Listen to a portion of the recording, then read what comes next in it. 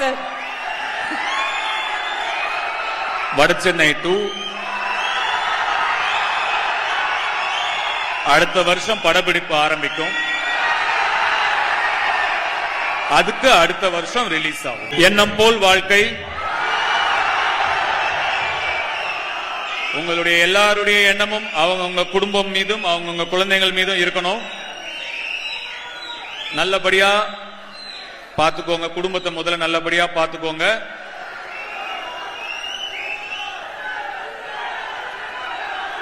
சுனாமிலே ஸ்விம்மிங்ல போற இது எந்த டைம்ல உங்களுக்கு செட் ஆச்சு? ஐயா, என் வாழ்க்கையே அதுதான். சுனாமிலே ஸ்விம்மிங் போட்டுக்கிட்டே தான் இருக்கேன். 16 வயசுல கேமரா முன்னாடி வந்து நிக்கும் போது இதெல்லாம் ஒரு மூஞ்சியான்னு கேட்டப்போ நான் போட ஆரம்பிச்ச ஸ்விம்மிங் தான். இன்னும் ஸ்விம்மிங்க போட்டுக்கிட்டு தான் இருக்கேன். ஏன் சார்பா அவங்க சொல்லுவாங்க, சொல்லுங்கப்பா. சேட்டை புடிச்ச பையன் சார், சும்மா ஜாலிகளா என்ஜாய் பண்ணுவான். ஆக்சுவலா கொஞ்சம் சேட்டை புடிச்ச பையன் தான் நானு. பாத்தீங்களா? சின்ன வயசுல. ஆனா என்னுடைய அண்ணா தான் இன்னும் ரொம்ப சேட்டை புடிச்ச பையன். ஆமா சார், ஒரு அமைதியான ஒருத்தர். அவர் வந்து நிறைய அப்படி அவரு ஆக்சுவலா ஒரு இன்ட்ரோவர்ட். அவரு சோ போட்டோல நிக்க கூட ரொம்ப கூச்சப்படுவாரு. செல்வராகவன் சார் அவர். ஆனா வீட்டுக்குள்ள பயங்கர சேட்டை புடிச்ச பையன் தான். அவரோட நான் 8 வயசு சின்ன பையன். அவர் என்ன பொறுமை இருக்கா உங்களுக்கு கேட்க?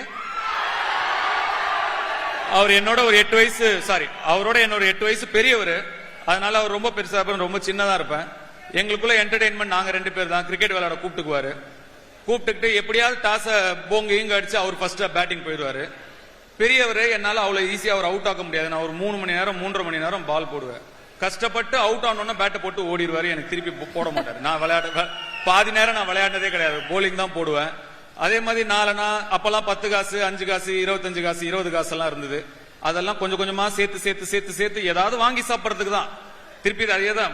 நமக்கு அது ஒண்ணுதான் ட்ரீம். சின்ன வயசுல அப்படியே வாங்கி சேர்த்து வைப்பேன். மொத்தமா அது ஒரு 4 ரூபாய் 5 ரூபாய் வாங்கும் போது அவர் வந்து திருடிட்டு போயிடுவார் அது மொத்தமா. இந்த மாதிரி அதிகமான சேட்டை பிடிச்ச பையன் வந்து அவர் தான். ஆஹா, அப்படி ஒரு அமைதியான ஒரு ஜீவனுக்குள்ள இவ்வளவு விஷயங்கள் இருந்திருக்குல்ல. ஆமா, அதுவும் ரொம்ப குட்டியா இருக்கும் போது பண்ணுவாங்க சார் அவங்கலாம் பயங்கரமா. ஓகே, இந்த அண்ணனுங்களுக்கு தம்பியை டார்ச்சர் பண்றதுல என்னதான் சந்தோஷமோ. கரெக்ட். அடுத்தது ஜெயிக்கிறோமோ தோக்குறோமோ முதல்ல சண்டை செய்யணும். ஆனா சண்டைய அங்க செய்யாதீங்க. சண்டைய படிப்புல செய்யுங்க, உழைப்புல செய்யுங்க.